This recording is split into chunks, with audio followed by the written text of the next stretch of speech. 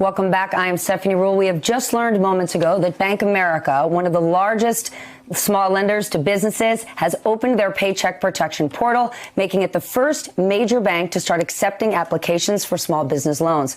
They have over 1.6 million small business customers. But this morning, many other banks, large and small, are concerned that they are not prepared for the number of requests they are about to get. I want to bring in someone who fought hard to make sure this small business relief was part of Congress's $2 trillion relief package and is still fighting for small businesses in his home state of Florida. Republican Senator and Chairman of the Senate Committee on Small Business, Senator Marco Rubio. He joins me now. Senator, why was this so important to you? Thank you for having me. You know, I don't think I need to convince anyone, and I certainly didn't in Congress, that small business is so important for our economy. It represents like 90% of our firms, over half our jobs, and we all know someone in this sector. So it really wasn't a heavy lift. It was a lot of work to put it all together, given the climate and the time constraints. And it was important because, again, over half the people in this country work somewhere. In fact, when you look at the people we cover in this, independent contractors, 1099, people in the gig economy, and the C3 not-for-profit sector, way over half the people in this country work for one of the eligible entities here, one of the eligible businesses or not-for-profits that are eligible for this. So, yeah, anything that covers half the employees in this country is a big deal. Well, let's talk about who's eligible, because the $350 billion is first come, first serve. And the original language for this bill said anyone applying needs to show that they've had a 50% loss in revenue right now compared to what they had last year. So that absolutely applies to all the kind of businesses you're talking about: construction, hair salons, restaurants. But that language was changed to now essentially say anybody who has the expectation that this is going to hurt their business. That change has now opened the door for insurance companies, hedge funds, law firms, all other sorts of businesses to come in for a land grab. Yeah, so the language change, I'll tell you why. When we wrote that originally, it was a different time. When we started this project, it was like $50 billion. And as that week went on, more and more closures, we started to realize that virtually no business in America would be not unimpacted by it. And the result is that language came out also because we wanted to make it easy. If we went and asked the business, go up and pull your 1 year revenues, show us you're adding days and hours and you're making it more complicated. It's one of the reasons why the banks were complaining. The original forms from the SBA asked for all that stuff and made it more complicated. I agree with your view that there is the opportunity here for some people to try to come in who aren't the dry cleaner down the street or the bakery around the corner or the small restaurant, which is who we're really trying to help. And that language, those regulations are still due out. They're not out yet about what happens to us, because this is complicated. You know, the more you open this up, the more you realize the complexity of ownership out there. What happens to a truly small business who happens to have one of five owners that is a 20% shareholder in the company or whatever, that is an investment fund that maybe capitalized them a year ago? Because that's something we've also been encouraging, is for investment to flow towards small business. So that's what they're working to. I can tell you what the design of this was not to help fund managers, was not to help. This is not a Wall Street package. By the same token, however, there are some entities that may have some minority stake held by some investment fund. And there might be some exceptions depending on the size of that. But that hasn't been determined yet. But ultimately, I agree with your point. And that is, I don't want to read headlines that the well-financed, well-capitalized companies, because of their ownership structure, were able to suck up all the money. And we ran out of money. And now we can't help the small business down the street. Do you feel confident that you're going to create that language to prevent that from happening?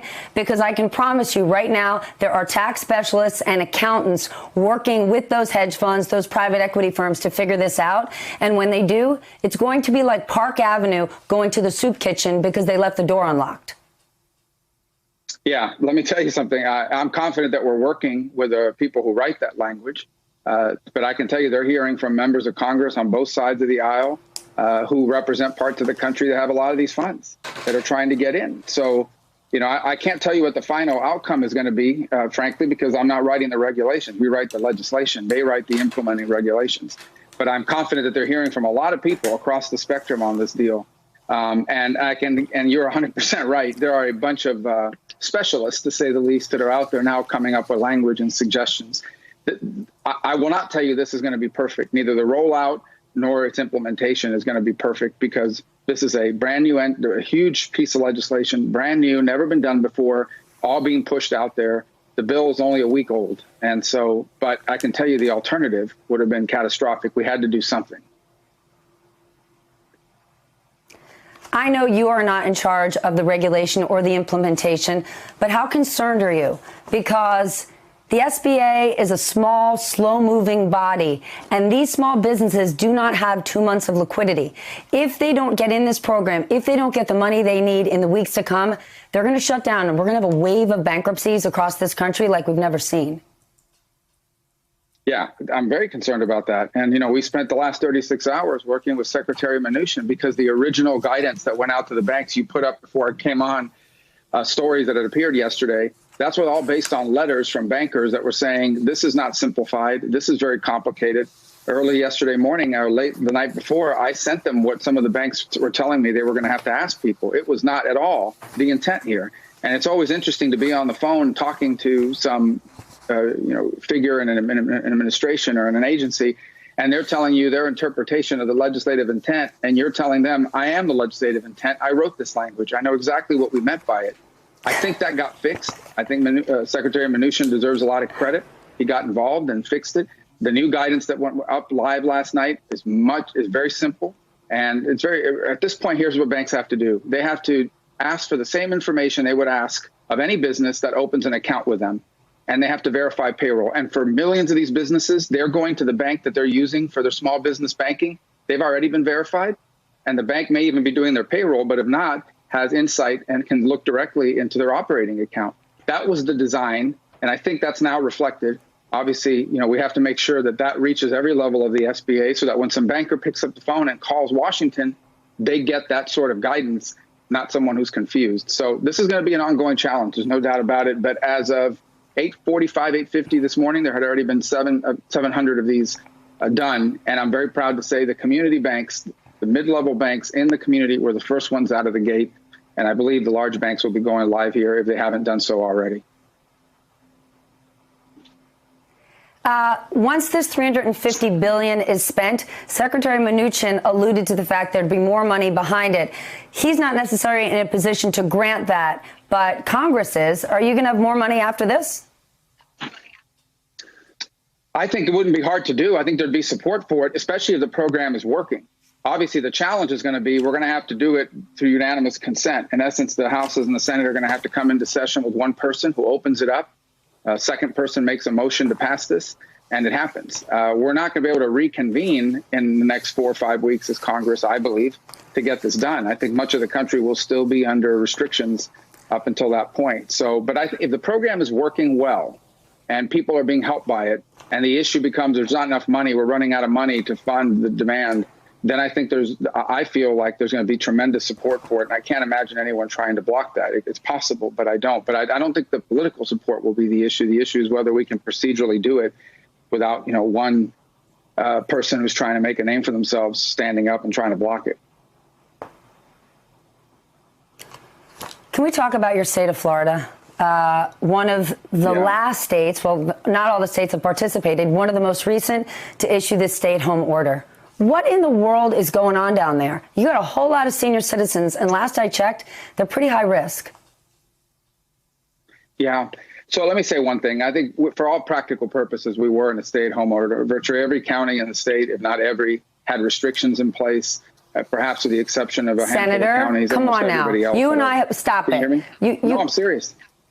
Okay, but sir, hold on. It is. I mean, hold on, though. Those handful of counties don't have... Okay. But fine, wait, those handful of counties don't have walls around them. You and I both saw pictures of partiers on beaches jamming on it, right? They're not bound by those counties. They can get all over the state. Come on. Yeah, but that was 2 or 3 weeks ago. Those are not recent images. And all of the counties that those videos reflect have issued orders and closed beaches themselves, or the cities themselves. So what I'm trying to say is, just because you didn't have a stay-at-home order doesn't mean people weren't staying home. There were orders in virtually all the large metropolitan counties. All of Southeast Florida had these orders. Duval County had these orders. Central Florida had these orders. About a week and a half ago, all of the Tampa Bay region had these orders. That said, I think the governor made the right decision now to implement that statewide, because I think it creates a level of uniformity But the governor has his preference is to defer to the local level. He did that during the hurricane response, and it worked very well. That's always the preference, right? Local officials are on the front lines and you want to give them both resources, but you also want to provide them the opportunity to decide what to do at the local level.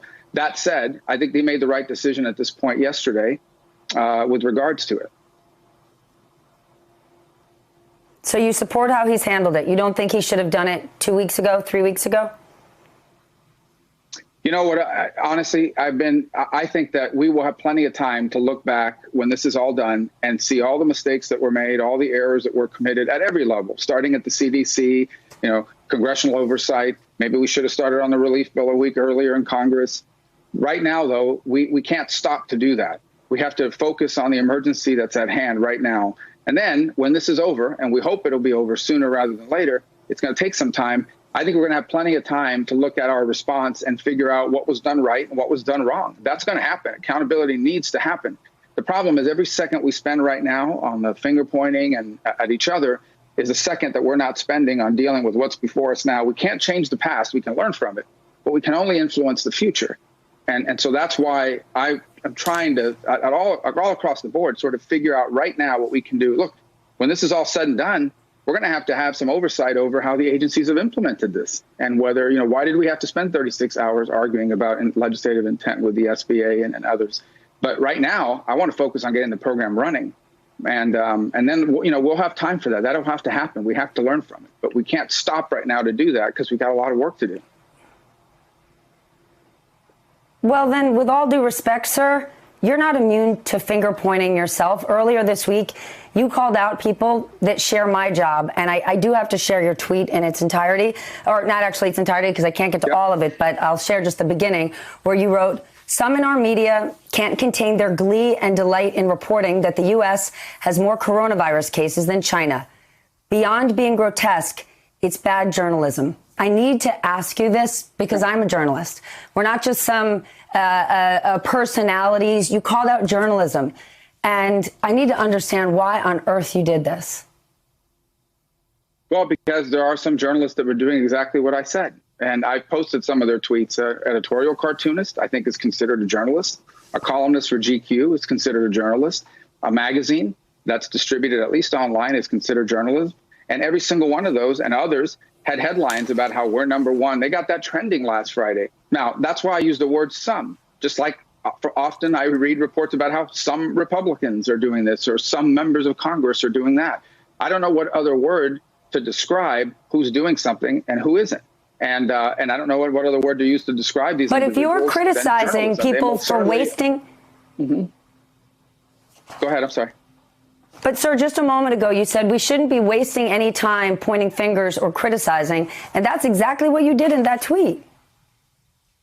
Yeah, but the difference is that this is an ongoing deal here that we're dealing with right now. And that is a Chinese propaganda effort to put out that they have handled this perfectly and we have not.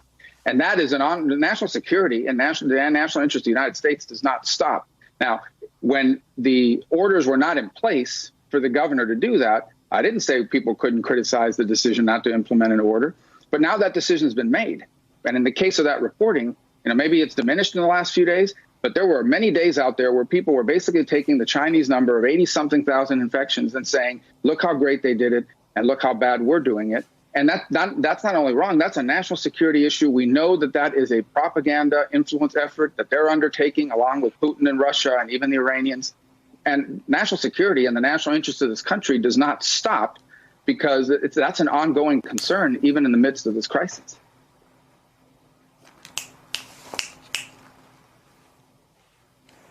All right, then, Senator, this is the perfect time for all of us to do everything we can to work together to face this disastrous crisis. I really appreciate you joining me this morning. I know it's a really busy time. Senator Marco Rubio from Florida. Oh, thank you. Thanks for having me on. Hey there, I'm Chris Hayes from MSNBC. Thanks for watching MSNBC on YouTube. If you want to keep up to date with the videos we're putting out, you can click subscribe just below me or click over on this list to see lots of other great videos.